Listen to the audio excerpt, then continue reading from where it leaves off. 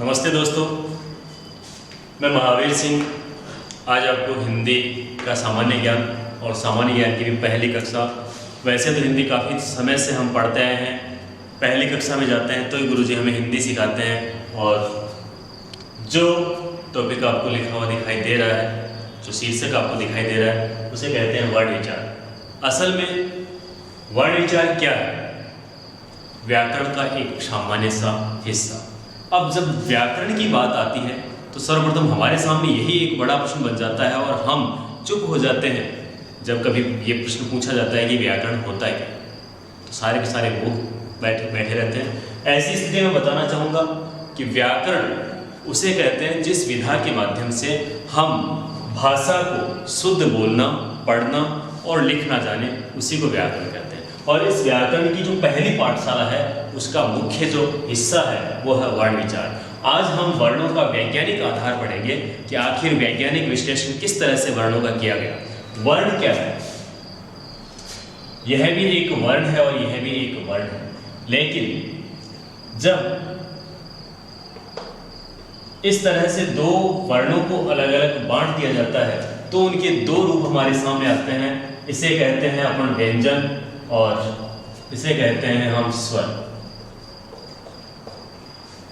कहने में तो रटी रटाई सी बात है कि ये व्यंजन है और ये स्वर है, लेकिन आखिर कितने लोग ये जानते हैं कि यह व्यंजन है तो इसको व्यंजन क्यों कहते हैं और यह स्वर है तो इसको स्वर क्यों कहते हैं? ये हमारे सामने एक छोटा सा लेकिन बहुत मोटा प्रश्न है। व्यंजन इसलिए कहे जाते हैं क्योंकि जब तक इसको इस स्वर की सहायता नहीं मिलती तब तक यह व्यंजन मूक है। अर्थात व्यंजन एक परतंत्र ध्वनि है और स्वर एक स्वतंत्र ध्वनि है। पहली बात तो हमारे सामने यह उभर कर आती है। दूसरी चीज यह है कि आखिर इनका उच्चारण के आधार पर क्या भेद हो सकता है जिससे कि इसको हम व्यंजन कहें और इसको हम स्वर कहें। तो उच्चारण के आधार पर एक सामान्य सा अंतर है। वो अंतर यह है कि हम जब व्यंजन का उच्चारण करते हैं तो फेफड़ों से निकलने वाली हवा हमारे इस मुख विवर में विभिन्न स्थानों पर घर्षण के माध्यम से बाहर निकलती है। यहाँ पर एक स्वर यंत्र है और इसी स्वर यंत्र से कंपन होता है, परिणाम स्वरूप ध्वनियों का उच्चारण होता है।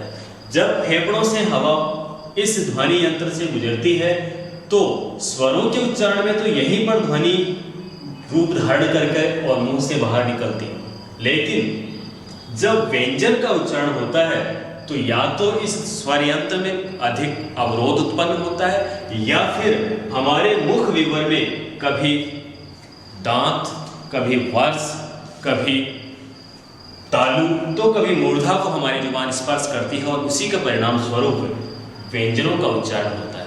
जैसे हम एक कै का उच्चारण करते हैं तो हमारे कंठ अवरुद्ध होते हैं, यहाँ पर घर्षण होता है।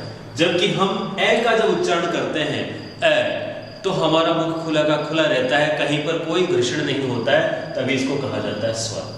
तो व्यंजन और स्वर में ये मोटा अंतर सामने आता है कि व्यंजन के उच्चारण में हवा मुख विवर के विभिन्न स्थानों पर घर्षण के माध्यम से बाहर निकलती है, जबकि स्वर के उच्चारण में स्वतंत्र रूप से या बिना किसी बाधा के, बिना किसी अवरोध के, बिना किसी घर्षण के हवा बाहर निकलती है। इस प्रकार से इसे स्वर कहा जाएगा और इसे व्यंजन, क्योंकि ये कै यहाँ पर हवा में अवरोध उत्पन्न हुआ, जबकि किसी तरह की कोई बाधा नहीं, इसे हम बोलकर आसानी से महसूस कर सकते हैं। किसी तरह की कोई रटालोजी की आवश्यकता नहीं है, सीधा सीधा समझने की थीम है, केवल समझिए और उसके माध्यम से बहुत सारे जो प्रतियोगी परीक्षाओं में प्रश्न आते हैं उनको हम आसानी से हल कर सकते हैं। आगे अब आपके सामने मैं वर्ण के दो प्रकारों में से, वर्ण के दो प्रकार कौन कौन से, एक स्वर और एक व्यंजन में से पहला हम आज स्वर का वर्गीकरण पढ़ते हैं कि आखिर स्वर को कितने भागों में और कैसे बांटा गया। तो पहला वर्गीकरण इसका अनुनासिक और निर्नुनासिक,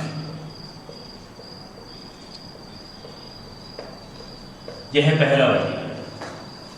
एक मोटा मोटा प्रश्न यह भी आता है कि आखिर स्वरों की संख्या कितनी है।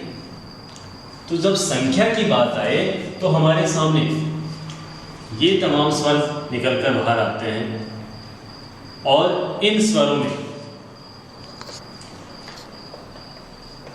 कई तरह के व्यवधान उत्पन्न होते हैं। कोई कहता है कि साहब स्वरों की संख्या 11 है, कोई 13 भी मान लेते हैं, कोई 12 कह रहा है। तो आखिर क्या है वास्तविकता, इसे मात्र छोटा सा ये लिख करके अब हम पता लगा सकते हैं।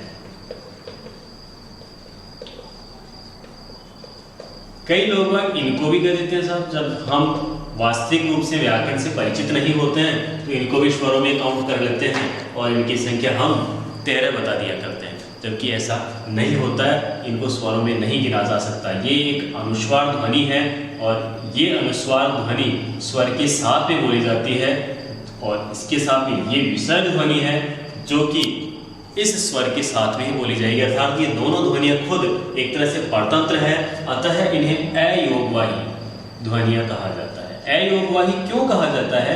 क्योंकि इनका वास्तव में इन स्वरों में कोई योग नहीं होता है, ये तो खुद इनके सहयोग से बोली जाने वाली ध्वनियाँ। एक सबसे ज्यादा विवाद इस स्वर पर उत्पन्न हो रहा है कि आखिर ये स्वर है या फिर व्यंजन और स्वर का मिश्रण है। तो व्यंजन और स्वर का मिश्रण है, इसलिए इसको एक मिश्रित स्वर कहा जाता है। री को एक मिश्रित स्वर कहा जाता है क्योंकि इसमें र और ई का मिला हुआ रूप है। इस आधार पर अगर हम स्वरों की संख्या बताएं तो कुल स्वरों की संख्या होती है 11। और परीक्षा के नजरिए से अब तक जितनी भी परीक्षाएं पूछी गई है उनमें अगर सीधा सीधा प्रश्न अगला दे रहा है कि आखिर स्वरों की कुल संख्या कितनी है, तो वो संख्या केवल और केवल 11 होगी।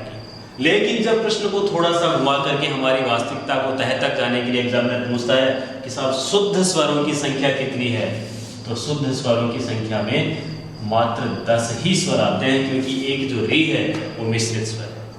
अब एक प्रश्न इस तरह से भी आता है कि साहब ग्रहीत स्वर कौन सा है, और उसमें केवल एक ही स्वर आता है, वो है अंग्रेजी का स्वर अ। जैसे कि अंग्रेजी की ध्वनियां हैं डॉक्टर, कॉलेज इत्यादि। इनमें यह जो स्वर है वो एक अंग्रेजी का स्वर है जिसको हम ग्रहीत स्वर कहते हैं। ग्रहीत का अर्थ होता है ग्रहण किया हुआ, जो हमने एक विदेशी भाषा से अर्थात अंग्रेजी से ग्रहण किया है।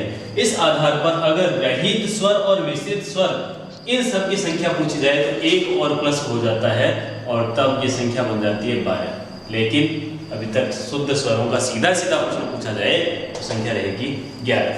अब इनके प्रकारों की ओर जाते हैं। प्रकारों में पहला जो वर्गीकरण है 5 भागों में बांटा गया है।